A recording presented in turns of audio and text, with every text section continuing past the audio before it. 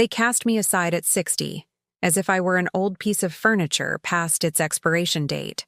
But when I won millions in the lottery, suddenly everyone remembered my name. Today, I'm going to tell you something I never thought I would share. And if you, for even a second, feel like this sounds familiar, I just ask that you leave a like and subscribe. It will help me continue to vent. My name is Eleanor Ellie Johnson, and for 60 years, I believed that a mother's love was something unbreakable, something that strengthened with time, like fine wine or true friendships. How naive I was.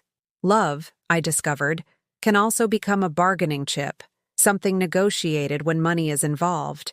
It was a Tuesday afternoon in Astoria, Queens, New York, in the small apartment where I had lived since I was widowed 15 years ago. The window shades were partially drawn, letting in those golden sunbeams that filtered between the century-old buildings of the neighborhood. The aroma of the coffee I had just brewed mingled with the clean smell of detergent that was always in my house, because cleaning was my way of keeping my hands busy when my mind insisted on recalling better times. I wore my navy blue housecoat, the one with small embroidered flowers that was showing years of wear. My quilted slippers brushed softly against the tile floor as I walked toward the small fire escape balcony, where I kept my pots of red geraniums. Those flowers were my only constant company, the only things that didn't judge me for aging, for the wrinkles around my eyes, or for my hands trembling slightly when I held the watering can. It was then that my cell phone rang, that device my children had given me last year on the condition that I learn how to use it so I wouldn't bother them so much. The name of my eldest son, Michael, appeared on the screen, and my heart raced, as it always did whenever one of them called. It was so rare that they did so without wanting something in return. "Mom," his voice said on the other end of the line, cold as the marble headstone where his father rested. "We need to talk." I immediately dropped the watering can. My entire body went on alert. When Michael used that tone, something bad was coming. It had always been this way. Even when he was little. He was a 42-year-old man who worked in the financial sector, managing million-dollar investments for others, but always seeming to nickel and dime every expense he made on his own mother. "What is it, honey? Are the kids okay?" "The kids are perfect. It's you we need to talk about." That "we" chilled me to the bone. It meant he had spoken to his sister Sarah, and when my two children agreed on something concerning me, it was never to deliver good news. "Michael, what happened?" There was a long pause, so long that for a moment I thought the call had dropped. Then, like someone reading a press release, my son uttered the words that would split my world in two. "Mom, Sarah and I have been talking. You're 60 now. You've lived your life. It's time for you to let us live ours." The words hit me like a punch to the gut. I sat down on the worn velvet sofa where I had watched my children grow, where I had sewn their school play costumes, where I had cried over their first heartbreaks and celebrated their academic achievements. "What do you mean by that, Michael?" "I mean you need to understand that you are no longer the priority in our lives. We have our families, our jobs, our projects. We can't keep attending to your every little drama." My voice came out as a broken whisper. "Drama? What drama? I never ask you for anything." "Exactly. Always whining for attention, for affection, wanting us to visit you, wanting us to bring the grandkids. Don't you get it, Mom? You're in the way. You're in the way." That word stabbed my chest like a rusty knife. Me, who had given my best years raising them, who had worked late shifts as a seamstress to pay for their university education, who had skipped meals so they could have the best. I was in the way. "I just wanted to see the children once in a while, Michael. I'm not asking for money or for you to support me." "That's precisely it. It's the same subject all day long. What about the grandkids? What about family? What about Sunday?" "Mom, the world has changed. Grandmothers aren't supposed to sit around waiting for company anymore."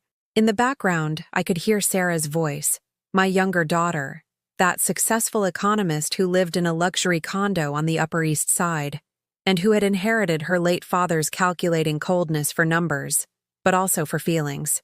"Michael, tell her no one has time for her dramas anymore. Tell her it's not the 90s. My son didn't even bother to pull the phone away. He wanted me to hear every word of my own daughter's disdain. "Mom, did you hear Sarah? It's not the 90s. Mothers these days know how to live alone. They have their own lives. Find a hobby, sign up for a class for seniors, but stop waiting for us. Tears began to roll down my wrinkled cheeks, but my voice remained steady. A hobby? For seniors? But you are my life, Michael. You are all I have left since your father died. And that's the problem, Mom. Dad died 15 years ago. 15. Don't you think it's time you made your own life? Sarah and I can't carry your loneliness forever. Carry. As if I were a sack of potatoes. Dead weight. An uncomfortable obligation they had to endure out of family commitment. Honey, I'm not asking you to carry anything. I just wanted to keep being your mother. And you are. But being a mother doesn't mean we have to live attending to your needs. Being a mother means knowing when to take a step back. A step back. To where? I wondered. To nothingness, to oblivion, to that invisibility I had begun to feel since turning 60, when the world decided I no longer had anything valuable to offer. The conversation continued for a few more minutes, but my ears had stopped processing the words. I only heard the background noise of my own irrelevance, the dull sound of a life that had become unnecessary to the people I loved most in the world. When I hung up the phone, I sat on that sofa for hours, watching the sunset light slowly fade through the window. The geraniums on the balcony seemed to mock me with their vitality, with their ability to bloom even when no one cared for them with special effort. That night, for the first time in 60 years, Eleanor Johnson wondered if she had truly lived her entire life, or if she had merely existed for the convenience of others. I didn't know that in 3 days, a simple lottery ticket with the numbers 7 to 14, 23, 31, 42, 49 would change not only my fortune, but the very definition of what it meant to be valued by those I thought loved me unconditionally. But that revelation was still to come. For now, I only had the silence of an apartment too small to contain so much abandonment, and the echo of my children's words resounding in every corner like an emotional death sentence. You're in the way, Mom. You're in the way. The days that followed that call dragged like wounded snails. Queens continued its accelerated rhythm outside my window, but inside my small apartment, time seemed to have stopped in a dimension where only the echo of my children's words existed. I woke up every morning with the absurd hope that it had all been a nightmare, that Michael would call to apologize, that Sarah would show up with her children like in the old days. But my phone remained as silent as a tomb. I started reviewing my photo albums, those worn leather folders where I had stored every important moment of our lives. There was Michael at 5, hugging me after his first play at St. Michael's Elementary, his eyes shining with excitement as he said, "Mom, did you see how good I was?" There was Sarah at 8, sitting on my lap while I taught her crocheting, her small, clumsy hands trying to follow my precise movements. At what point had I stopped being their sanctuary and become their burden? I remembered with painful clarity all the sacrifices I had made for them. When Michael's father left during his adolescence, I worked double shifts at the textile mill outside Philadelphia to keep the house. My fingers had become slightly deformed from years of sewing machine use, and my back creaked every morning in protest of the nights I had spent hunched over endless fabrics. But I never complained. I never told them I was tired. I never made them feel they were a burden. When Sarah wanted to study economics at the state university system, I sold my mother's jewelry, those small gold pieces I had inherited and intended to leave as family patrimony.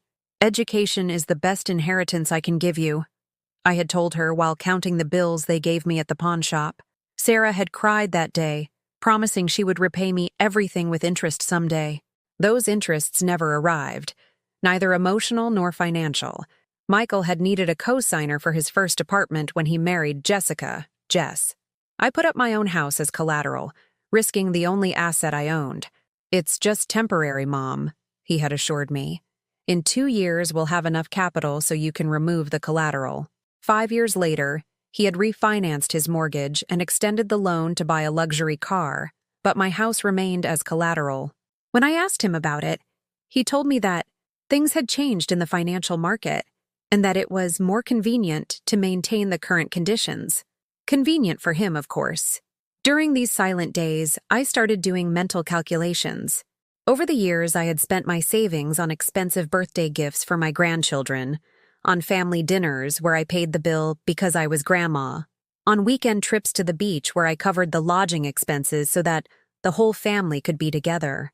How much money had I invested in buying moments of happiness that I now discovered were only commercial transactions disguised as love? On Wednesday afternoon, while organizing my papers at the small desk where I kept the household accounts, I found a notebook I had completely forgotten about. It was dark green, with corners folded from use, and it contained all the amounts I had loaned my children over the years. My late husband, Arthur, had taught me to keep track of everything, even family loans. Money lent to family is easily forgotten, he used to say while meticulously noting every financial move. But numbers don't lie, Eleanor. They never lie. I opened the notebook with trembling hands and began to read. March 2018, $3,000 to Michael for Jess's medical expenses. Never repaid. July 2019, $5,000 to Sarah for investing in a high-yield fund. Never repaid. December 2020, $2,500 to Michael for exceptional Christmas expenses. Never repaid. April 2021, $4,000 to Sarah for a unique business opportunity. Never repaid. September 2022, $1,800 to Michael for urgent home repairs. Never repaid. The list continued page after page.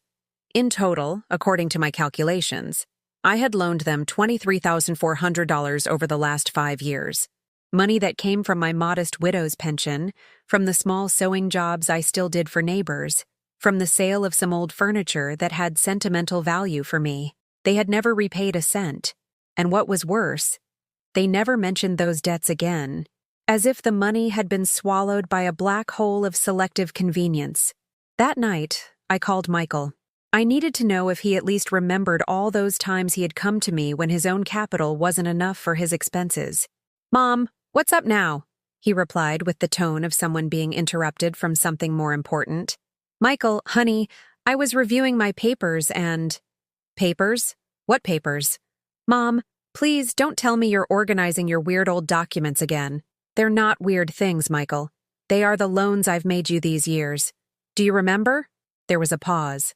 Then, a dry laugh that chilled my blood. "Loans? Mom, those weren't loans. That was money from a mother to a son. Mothers don't charge their children interest, do they? I'm not talking about interest, Michael. I'm talking about repayment. They were loans. You called them that yourself. Mom, frankly, I don't remember saying I was going to repay anything. And even if I did, things change. I have a family to support, a mortgage to pay. I can't be thinking about money I took for granted was a gift. Gift. He had transformed my sacrifices into retroactive gifts, rewriting history to absolve his conscience. Michael, that money was my emergency savings. I live on $950 a month from my pension. And you live well on that, Mom. Your apartment is paid for. You don't have big expenses. Sarah and I have real responsibilities, families who depend on us, projects that require capital investment, real responsibilities, as if maintaining my own dignity, as if surviving on a minimal pension, as if existing without being a burden to anyone were not real responsibilities. Besides, Michael continued with that coldness he had perfected in his years as a financial advisor, I think these kinds of conversations are exactly what we were talking about the other day. Mom, you need to understand that we're not kids anymore. We can't be justifying every dollar we spend on you. That night, after hanging up, I sat in my small kitchen and calculated how many dinners I had skipped making for myself to be able to lend them that money. How many times I had bought the cheapest brand of everything at the ShopRite supermarket to help them with their emergencies. How many nights I had used an extra blanket instead of turning up the heat to save on the heating bill and have something saved in case they needed me. I had become my own victim.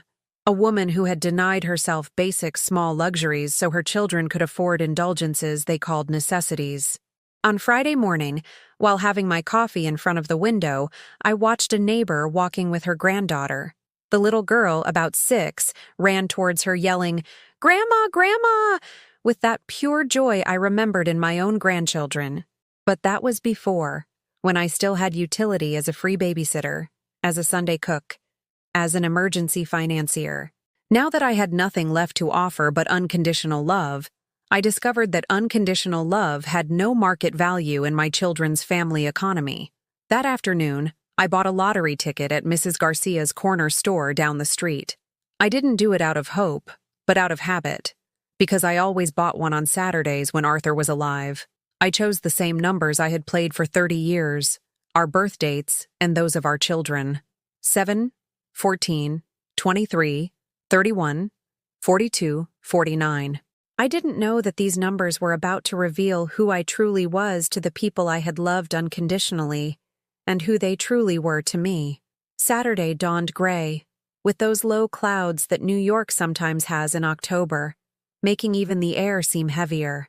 I woke up with a strange ache in my chest, not physical, but something deeper, as if my soul had developed arthritis after so many years carrying the weight of expectations that were never met.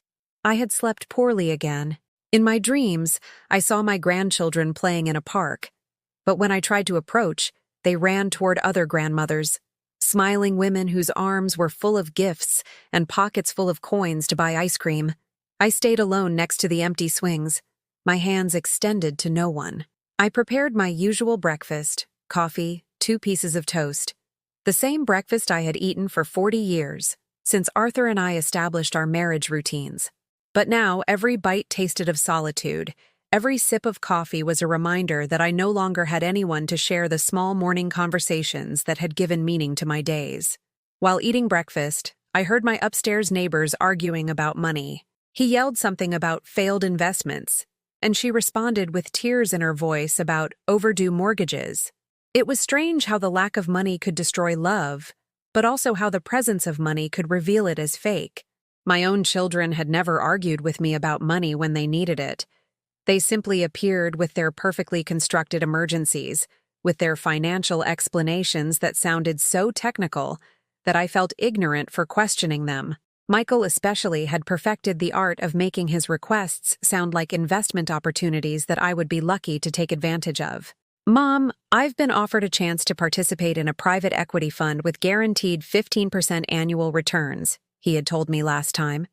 "If you lend me $5,000 now, in 1 year I'll return $5,150. It's practically free money." I, who had worked all my life with sewing machines and needles, didn't understand anything about funds or private equity. But I trusted my son, his university education, his expensive suits, and his financial vocabulary that made me feel like a country bumpkin at a banker's meeting. I never saw the original $5,000 nor the $750 in supposed returns. That morning, while washing the breakfast dishes, I remembered a conversation I had with my mother years before she died. We were sitting in her kitchen, that old kitchen with blue tiles where I had learned to bake cookies and where she had taught me the first lessons about life. "Eleanor," she had said with that tired wisdom of someone who had lived too much, "be careful not to confuse love with habit. Sometimes people get so used to us giving that they forget to be grateful, and then they forget to value, and finally, they forget to love." I had thought my mother was too pessimistic, that maternal love was different, that it was stronger than human weaknesses. How wrong I had been. I decided to go for a walk. The fresh air would help clear my mind, and I needed to buy a few things at the local market. As I walked through the cobblestone streets of the neighborhood, I watched the families walking together. Young parents pushing strollers, grandparents my age walking hand in hand with grandchildren who jumped for joy beside them. A bitter envy rose in my throat. Not envy for what they had, but for what I had lost without even realizing when it had happened. At the market, while buying tomatoes and green beans, I overheard 2 women my age talking about their children. "My Alex calls me every day," one said, pride shining in her eyes. "Yesterday he told me he had saved enough money to take me on a trip to Florida this summer." The other woman smiled knowingly. "How lucky you are. My Rose is like that too. Last month she gave me a gold chain because she said I deserved something nice."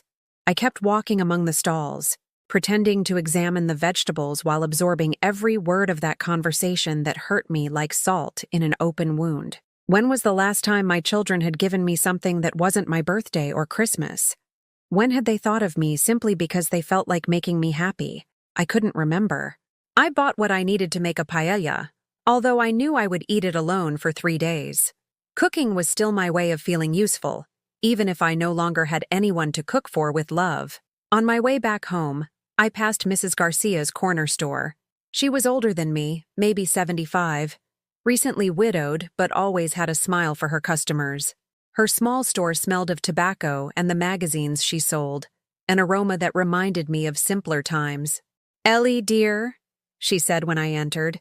"The usual?" I nodded and gave her the $2 for the lottery ticket. My fingers brushed the paper as she handed it to me, and for a moment, I felt a strange sensation, as if this small piece of paper were more important than it seemed. "Did you choose the special numbers again?" Mrs. Garcia asked while marking the numbers on the machine. "Yes, the usual ones, the family birth dates." She looked at me with an expression I couldn't interpret. "Sometimes numbers have their own luck, Ellie. Sometimes things change when we least expect it." I put the ticket in my wallet, between the faded photo of Arthur and my library card. I didn't think about it again until Sunday night, when I was watching the news on my small TV while eating a bowl of homemade soup.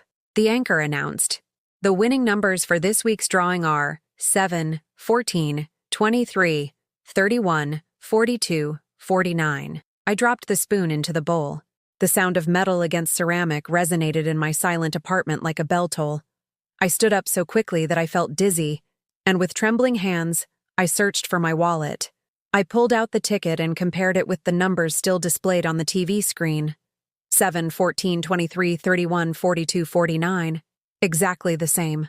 I sat on the sofa, the ticket in my hands, and for the first time in weeks, a smile spread across my face. It wasn't a smile of joy, not yet. It was a strange, mysterious smile, like that of someone who has just discovered they have an ace hidden up their sleeve. $23 million. The anchor continued talking about the prize, about the lucky winner who had not yet come forward to claim their fortune. But I wasn't listening anymore. My mind was busy imagining something very different. I imagined the faces of Michael and Sarah when they found out. I imagined their desperate calls, their sudden visits, their elaborate excuses explaining why they had been so cruel to me. I imagined their pleas, their promises to change, their attempts to reclaim the love they had squandered. But most of all, I imagined my own response. For the first time in 60 years, Eleanor Johnson had something her children wanted more than her absence. Money. A lot of money. And for the first time in my life, I was going to decide exactly what to do with something that belonged entirely to me. The game was about to change. And this time, the rules would be written by me. I stayed awake all night, the lottery ticket on the nightstand, as if it were a sacred relic that might disappear if I stopped guarding it. Every time I closed my eyes, the numbers 7, 14, 23, 31, 42, 49 appeared etched on my eyelids like a divine revelation. $23 million. It was a figure so large that my mind couldn't fully process it. Throughout my life, I had counted money in $20 and $50 bills, calculated expenses in cents, and lived with the constant worry that my pension wouldn't be enough to last the month. Now suddenly, I had more money than I could spend in 100 lifetimes.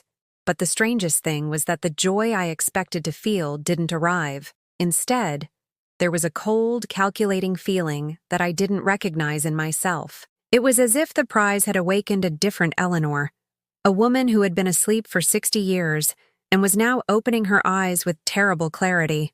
On Monday morning, I called the bank to verify the ticket was authentic and ask about the procedures for claiming the prize.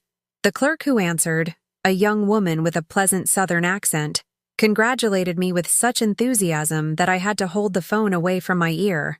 "Mrs. Johnson, what incredible luck!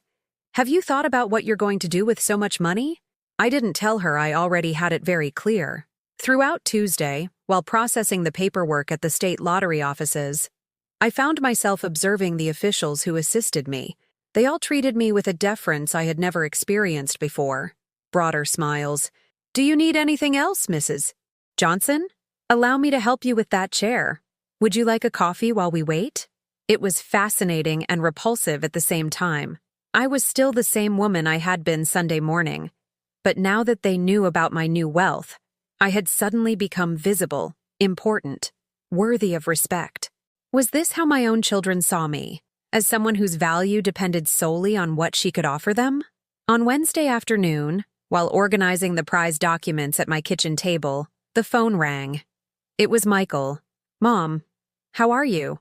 His voice sounded different, warmer, more attentive, as if he had suddenly remembered he had a mother. "I'm fine, honey. How are you?" "Well, Mom, I've been thinking a lot about our last conversation. I think I was too harsh on you. Jess has been telling me I should call you more often." Jess, his wife, who in 5 years of marriage to Michael had barely spoken more than 10 consecutive sentences to me, had had an epiphany about the importance of family relationships. "That's good, Michael. I'm glad to know Jess is thinking of me." "Yeah, and look, I was thinking, how about we all come over for dinner this Sunday? You cook that paella you make so well, and we'll bring the dessert and wine. Just like old times. Just like old times. When I was useful as a free cook and hostess for family gatherings where no one asked how I really was, where my grandchildren played in my living room while the adults talked about their jobs, their investments, their future plans in which I did not appear anywhere. I don't know, Michael. I've been pretty busy lately." There was a pause. I could imagine the surprise on his face. His mother, who for years had accepted any scraps of attention he offered, suddenly had plans of her own. "Busy? With what?" "With my life, honey. You know, those things you said I should do. Finding hobbies, living my own life." "Well, but family is still important, right? Don't tell me you're going to become one of those bitter women who cut off contact with their kids now." Bitter. As if my pain over their abandonment were an emotional whim, as if my need for respect were an eccentricity of an embittered old woman. "I'm not bitter, Michael. I'm simply learning to value my time." Okay, I get it. But look, there's something else. Jess and I have been talking, and we'd like to ask your advice on something. Could we stop by tomorrow afternoon? Advice. Another word my children used when they needed something but wanted it to sound like they were doing me a favor by including me in their lives. Advice about what? Well, it's a bit of a sensitive topic. We prefer to talk about it in person. On Thursday afternoon, Michael and Jess showed up at my door with rehearsed smiles and a box of pastries from the most expensive bakery on the Upper East Side. Pastries that cost more than I spent on groceries in 3 days, but which they now brought as if it were an offering to soften my heart. Jess wore a dress I recognized from the fashion magazines I sometimes flipped through at the salon. Her purse was one of those designer brands seen in TV ads, and her watch shone with the kind of gleam only real gold provides. "Eleanor," Jess said with a smile that didn't reach her eyes, "it's great to see you. You look wonderful. Have you lost weight?" I hadn't lost weight. If anything, I had lost my appetite since my children had discarded me like a useless object. But Jess needed to start the conversation with false compliments, preparing the ground for what they really came to ask. We sat in my small living room, they on the sofa, and I in my usual armchair, the one that had been Arthur's, and kept the shape of his body like a permanent embrace. "Mom," Michael began, "what we want to consult you about is an investment matter." Of course. Everything always came back to money with them. It turns out we've been presented with a unique opportunity. A friend of Jess's, who works at a very prestigious investment bank, has offered us participation in a venture capital fund that's investing in cryptocurrencies, specifically in Bitcoin and other digital currencies that are experiencing exponential growth. The words tumbled out of his mouth like a rehearsed speech.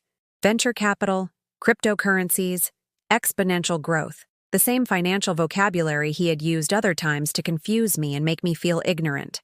"The problem," Jess continued, taking over with the precision of a corporate presentation, "is that it requires a minimum investment of $50,000.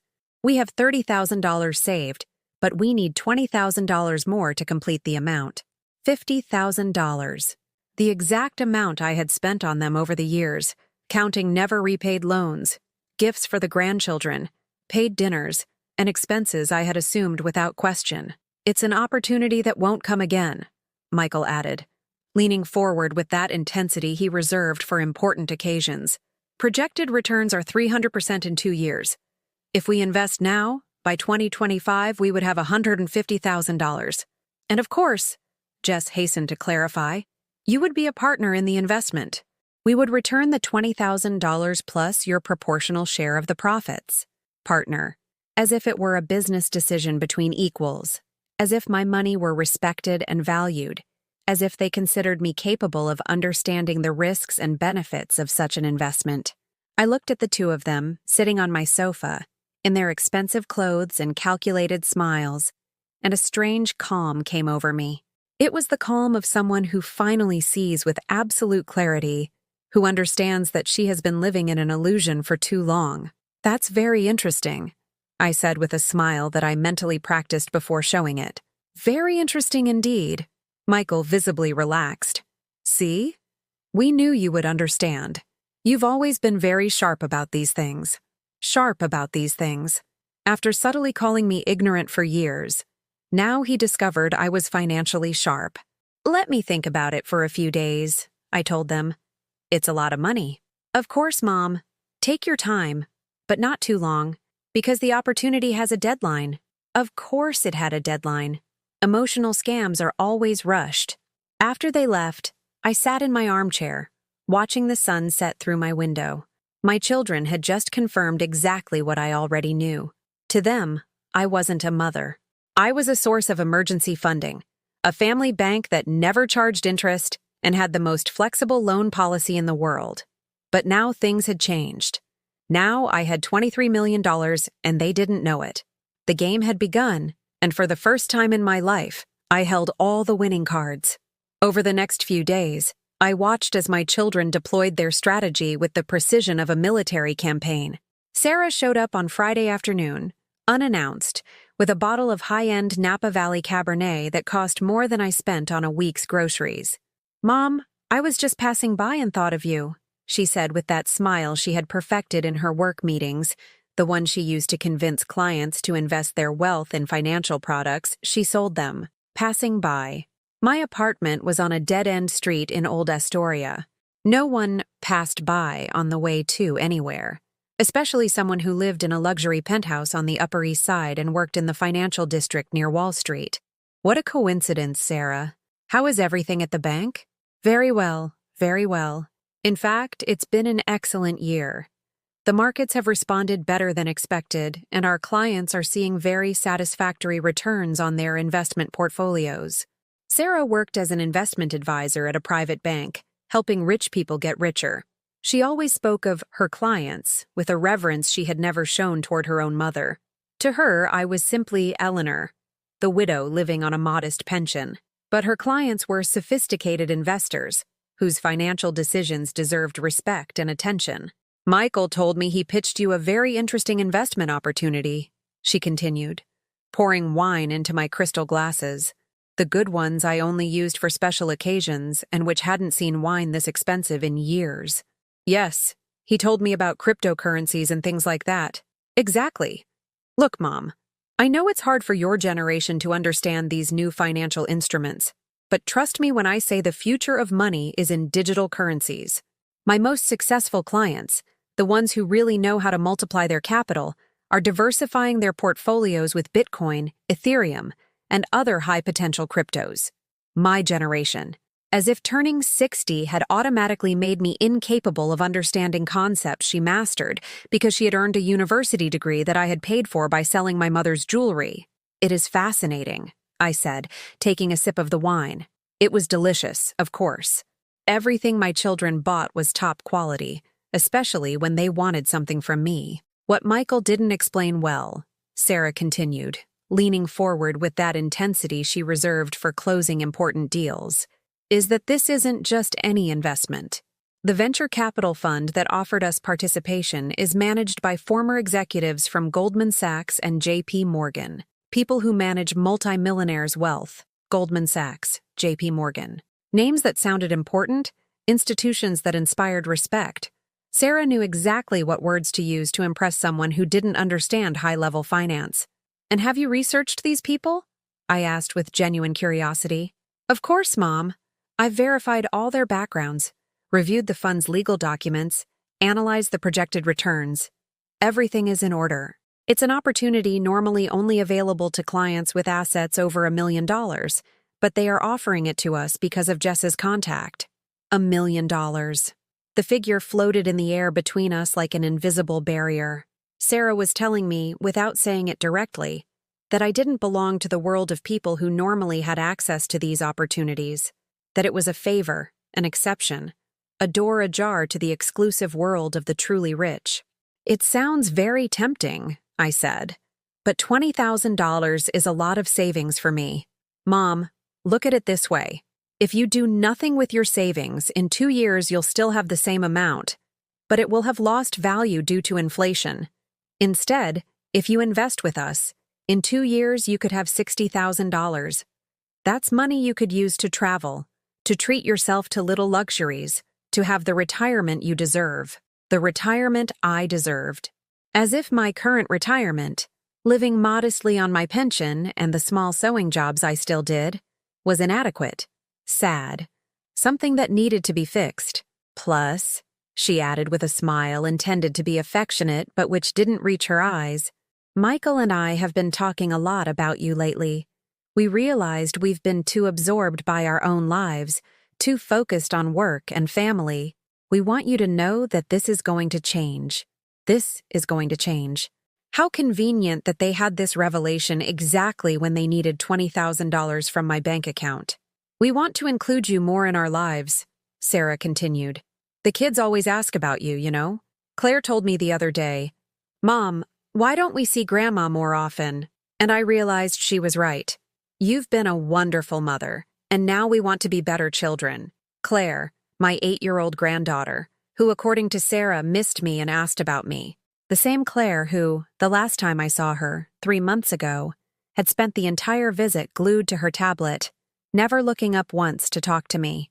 But now, magically, she had become a nostalgic granddaughter, yearning to spend time with her grandmother. I am very happy to hear that, Sarah. And look, to prove we're serious, Michael and I have decided that when we get the investment back, we want to take you on a trip. We've been thinking about a week in the Bahamas, at a 5-star resort. All expenses paid, of course. It's the least we can do after all the years you worked so hard for us. A trip to the Bahamas, as a reward for lending them money they would never return, for an investment that probably didn't exist, managed by people who might be as real as the 300% returns they promised. But the saddest part wasn't the scam itself. The saddest part was realizing that my own children thought I was so naive, so desperate for their affection, so needy of their attention, that I would accept any promise, however absurd, just to feel included in their lives. It's a very generous offer, I finally told them. Sarah smiled with relief. So you're going to participate? Let me think about it over the weekend. It's an important decision. Of course, Mom. But remember that Monday is the last day to confirm participation. After that, the fund closes and we'll have to wait until the next quarter. Monday. There was always urgency when it came to separating people from their money. Real opportunities could wait, could be analyzed, consulted. Scams needed urgency, pressure, the feeling that if you didn't act immediately, you would lose something valuable forever. After Sarah left, I sat in my kitchen with a cup of chamomile tea and reflected on the conversation. My children had perfected their technique over the years.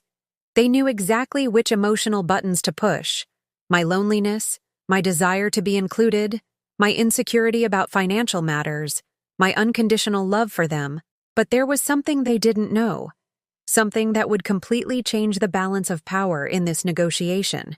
I had $23 million waiting for me in a bank account, and they were still treating me as if I were a desperate widow who would be honored to lend them her last savings. On Saturday morning, while having coffee on my balcony and watching the neighborhood wake up, I made a decision. It wasn't a decision about the money. That was clear to me from the beginning. It was a decision about something much more important. About who I really was, and what kind of relationship I wanted to have with my children going forward.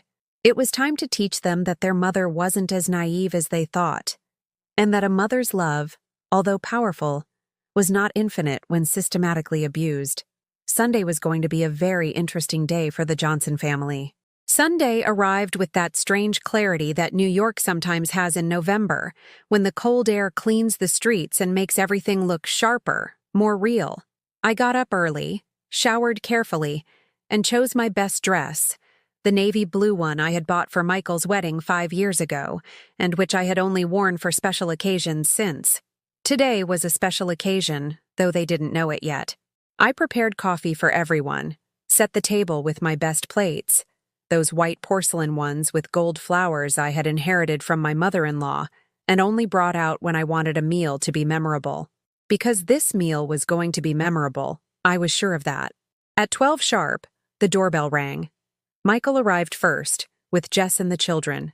Ethan, 10, ran straight toward my TV without even greeting me, while Sophia, 7, hid behind her mother's legs as if I were a stranger.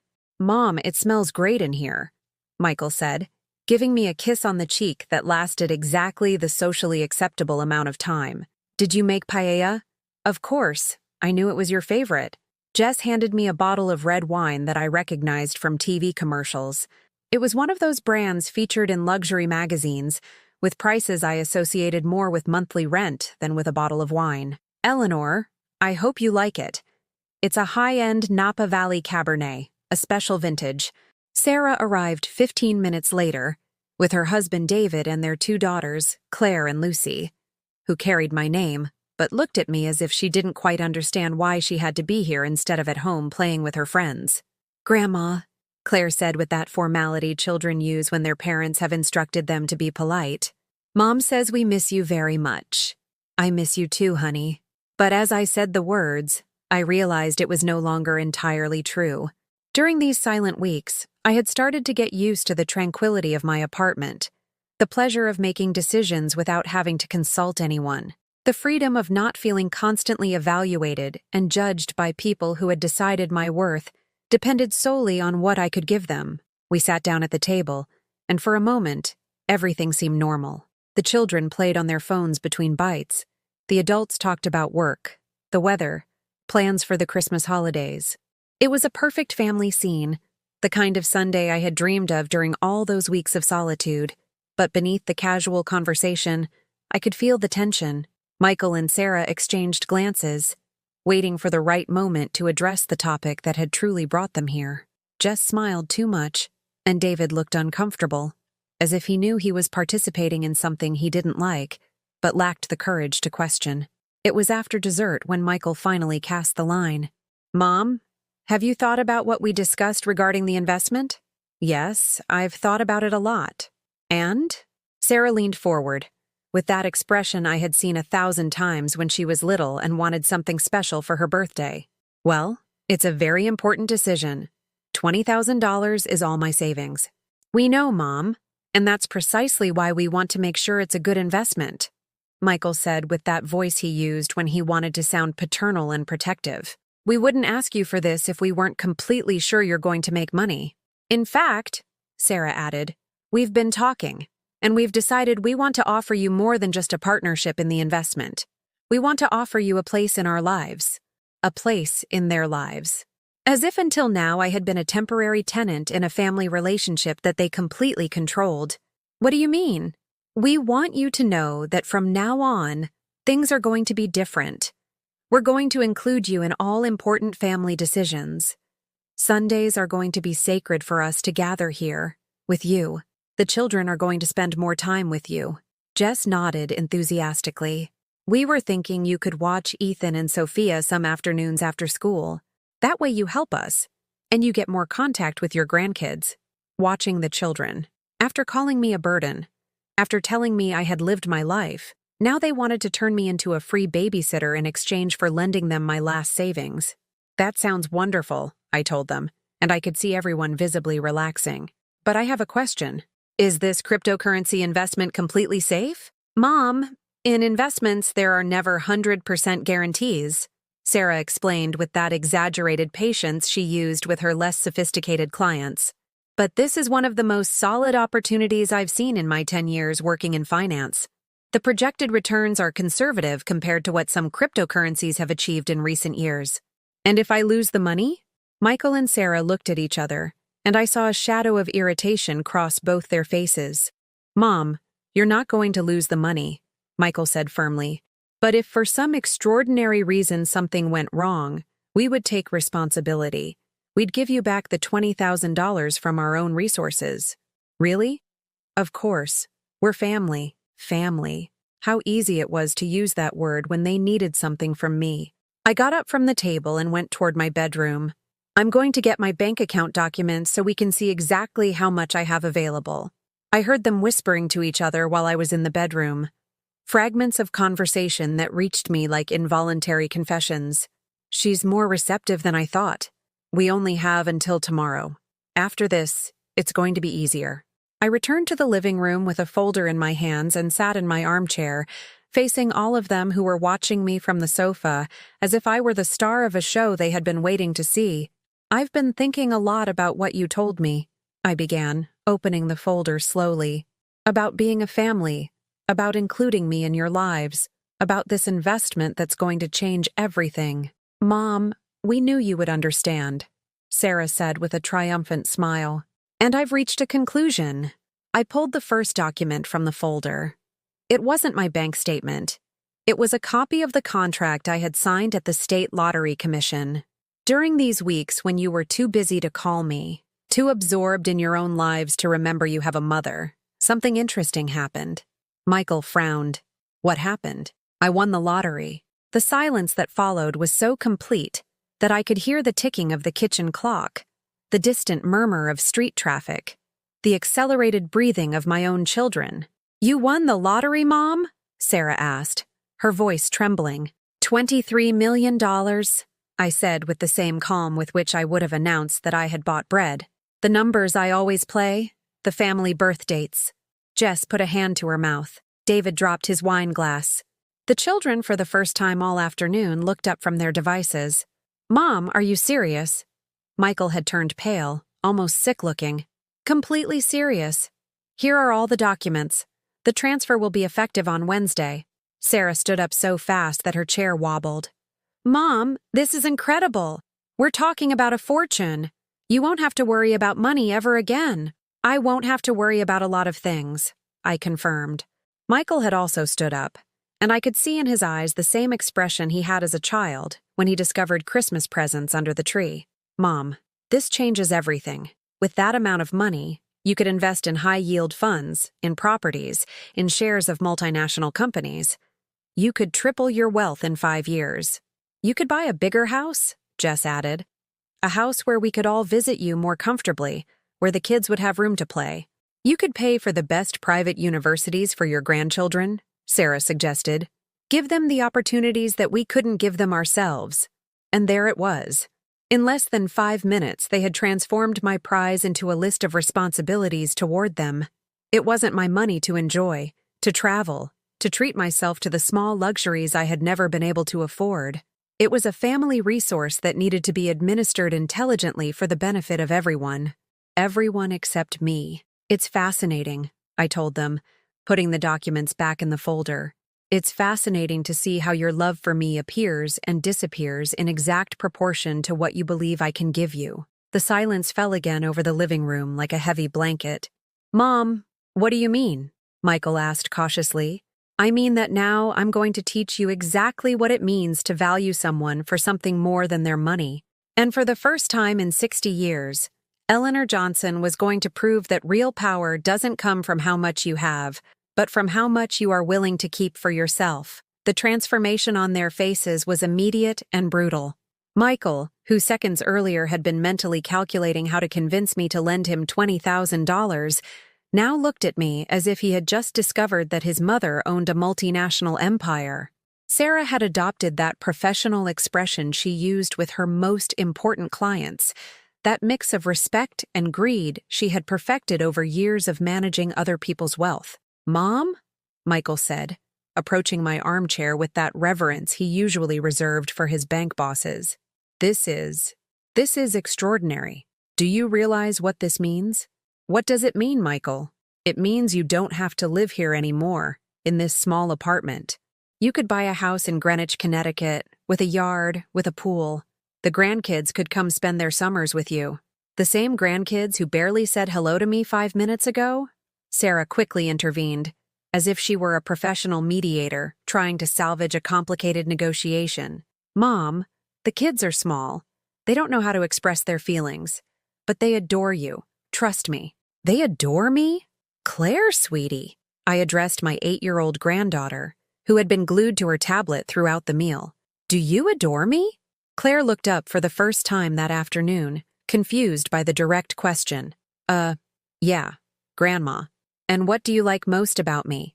The girl looked at her mother for help, but Sarah was too nervous to give her clues. Well, that you make really good apple pie. That I made good apple pie. That was my most adorable quality, according to my own granddaughter. Not my love, not my wisdom, not the stories I told or the gifts I gave. My value as a grandmother was reduced to my culinary abilities. Very interesting, I said, smiling at Claire with a tenderness that surprised even me. It wasn't the child's fault for being raised to see me as a provider of domestic services. Jess, who had remained silent throughout the exchange, finally found her voice. Eleanor, this is a blessing. With that amount of money, you could secure the future of the whole family. You could pay for the children's college tuition, help us with the mortgages, invest in properties that generate passive income for everyone. Passive income for everyone.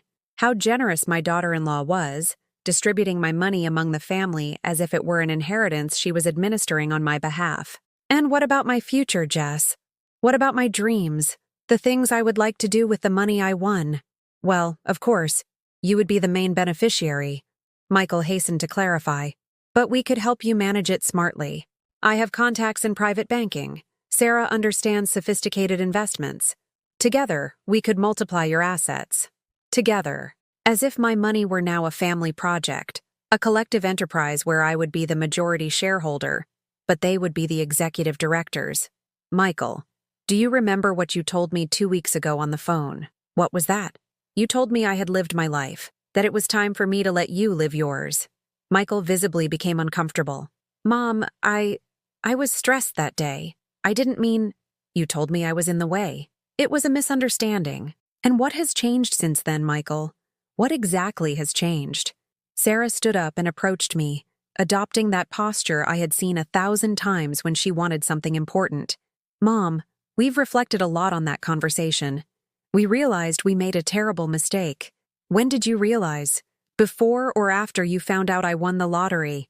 The silence that followed was so thick I could physically feel it, like a pressure in my chest that made breathing difficult. Mom, Michael finally said, I understand you're hurt. I understand you feel we haven't treated you well. And you're right. But this is an opportunity for all of us to start over. Start over? Yes. A new chapter where we are all more aware of how important you are to us.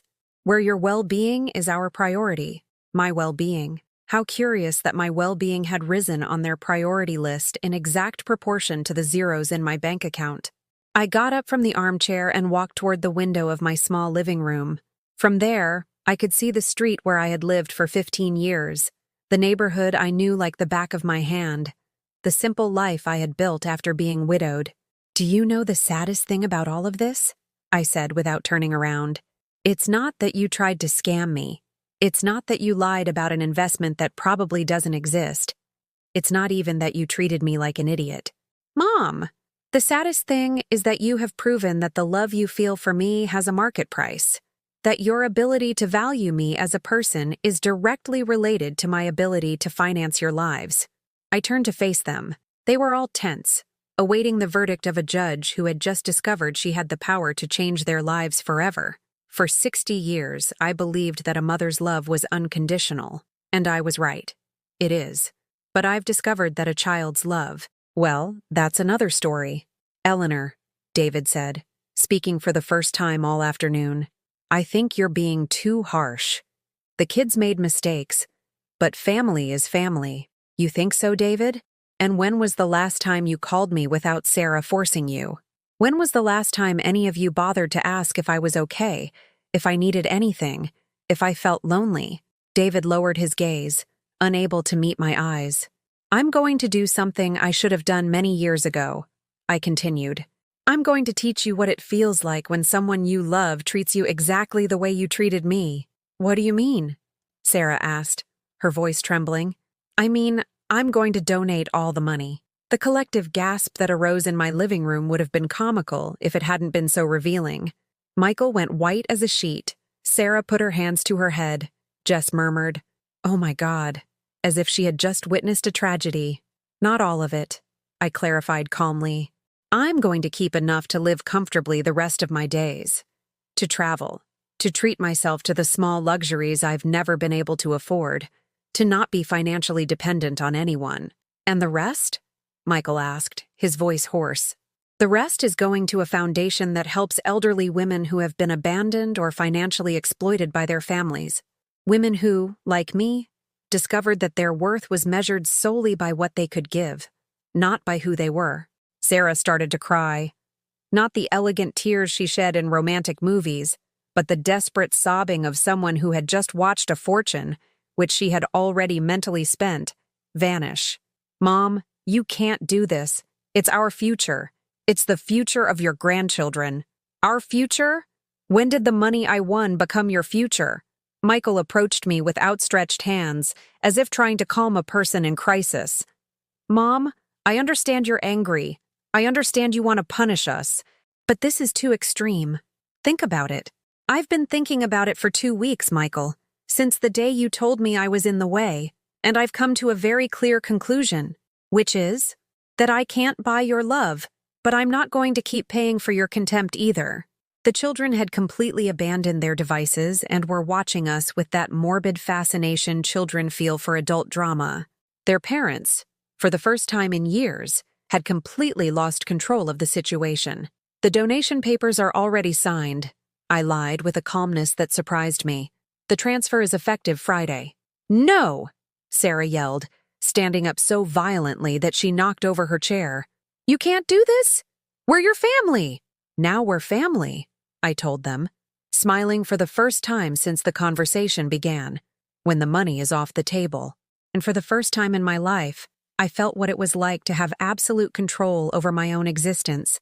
The days that followed that revelation were the strangest of my life. For the first time in 60 years, my phone wasn't ringing with family emergencies, with requests disguised as concern, with invitations accompanied by unexpressed expectations. The silence was absolute. And I discovered that I liked it. I hadn't actually donated all the money, of course. That had been my first strategic lie, and I was surprised how natural it felt. I had set aside $5 million for myself, an amount that would allow me to live like a queen until I was 100. And I had effectively donated $10 million to a real foundation that helped women in situations similar to mine. The remaining $8 million I had put into a separate account, waiting to see what would happen. On Wednesday morning, while having coffee in a new ritual I had adopted, real coffee, from an Italian espresso maker I had bought on a whim, the doorbell rang. It was Michael, but not the confident executive Michael who had come on Sunday. This Michael had dark circles, wrinkled clothes, and that look of defeat that only appears when someone realizes they have lost something important forever. "Mom," he said when I opened the door, "we need to talk." "Of course. Come in." He sat on the sofa where he had been on Sunday, but now he seemed shrunken, smaller. "Mom, I've been thinking all week about what happened. And I think you're right." Those 4 words floated in the air between us like a confession that had taken 42 years to arrive. "What am I right about, Michael?" "Everything. That we treated you poorly. That we only remembered you when we needed something. That," his voice cracked slightly, "that we have been the worst children in the world." I waited. After decades of being interrupted, of my words being deemed less important than others' urgencies, I had learned the power of silence. "I didn't sleep all week," he continued. "Jess has been asking me what's wrong, and I didn't know how to explain to her that I had just realized my mother hated me, and she had every reason in the world to do so. I don't hate you, Michael. You should. I hate myself." It was strange to see my eldest son, that man who managed millions of dollars of other people's money with absolute confidence, crying on my sofa like the scared little boy he had been when his father left us. "Do you know what hurts the most?" he asked through tears. "It's not the money, Mom. It's realizing that all these years I had the best mother in the world and I was too much of an idiot to value her." "Michael, no. Let me talk. Let me say the things I should have said years ago. He wiped his eyes with the back of his hand, as he did when he was 8. Do you remember when Dad left and I thought we were going to end up on the street? You worked at that mill until late. You came home with your fingers swollen from so much sewing. And you still helped me with my homework. I remembered. Of course I remembered. And when I wanted to go to the most expensive college in the most expensive university system, you sold Grandma's jewels without a single word of complaint. It was what I had to do. No, it wasn't what you had to do. It was what you chose to do because you loved us more than we deserved. He stood up and started pacing my small living room like a caged animal. And how did I repay you? By becoming the type of man who only calls his mother when he needs money. Michael, sit down. I can't sit. I can't be still knowing I lost my mother by being a greedy jerk. He stopped in front of my window, looking out at the street where he had played as a child, where he had learned to ride his bicycle while I ran behind him shouting for him to be careful. Do you know what I told Jess last night? I told her that if I had to choose between the $23 million and getting my mother back, I would choose my mother without a second thought. And what did she say? Michael laughed bitterly. She told me I was being dramatic. That, you were old and you only had a few years left anyway. Anyway, as if my remaining years were a liquidation discount in a store. Something that had to be used up quickly before it lost all its value. That night, I knew I had married a woman who was exactly like the person I had become, and I was disgusted with myself. On Thursday, Sarah came. Unlike Michael, she came prepared for war.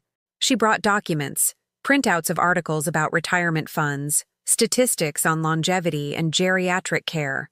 Mom, I've been researching, she told me without preamble, spreading papers over my kitchen table as if it were a business presentation. A woman your age has a life expectancy of approximately 20 more years.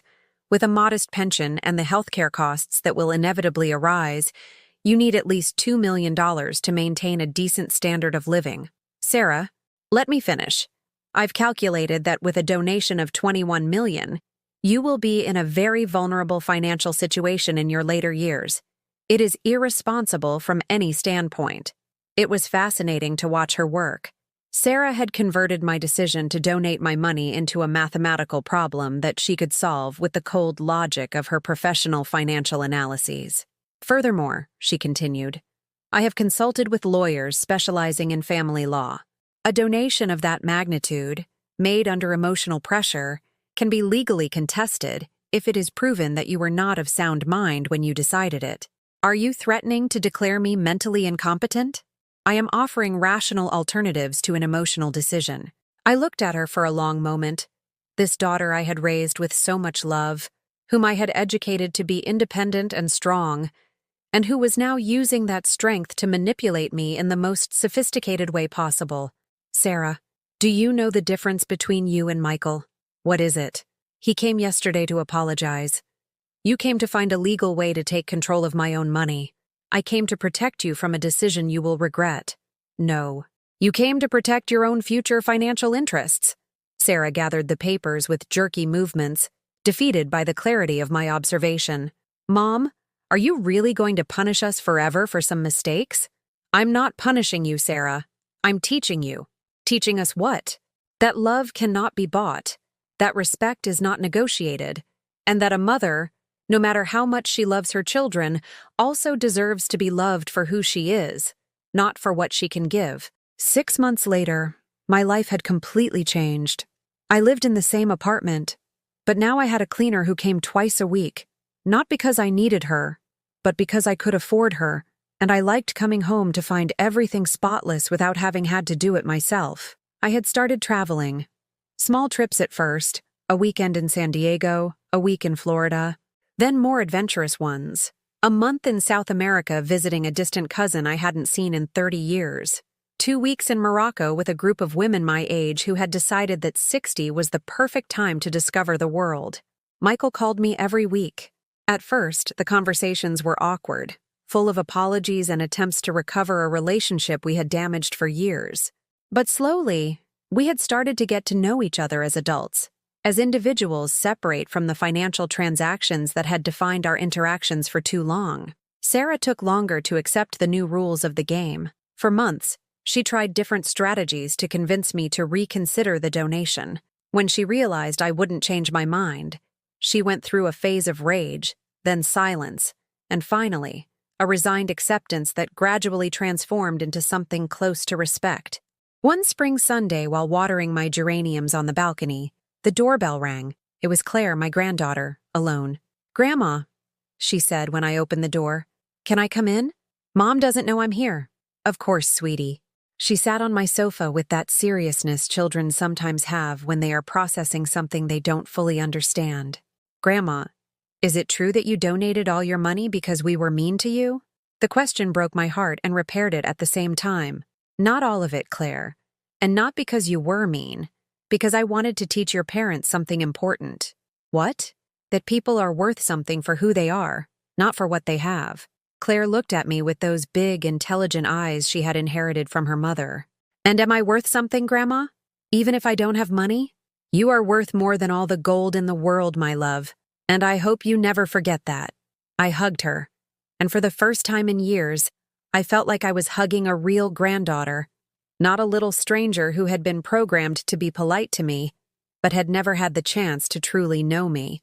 That night, while eating a quick omelet I had prepared without rushing, I reflected on everything that had happened. I had lost a fortune, but I had gained something much more valuable: my own dignity. I had learned that sometimes to teach love, you must first teach its limits. And I had discovered that the greatest freedom of all is knowing you can live without the people who do not value you, even when those people are your own family. My phone rang. It was Michael. "Mom, what are you doing?" "Having a quiet dinner at home." "And you?" "Thinking about you." "Do you need something?"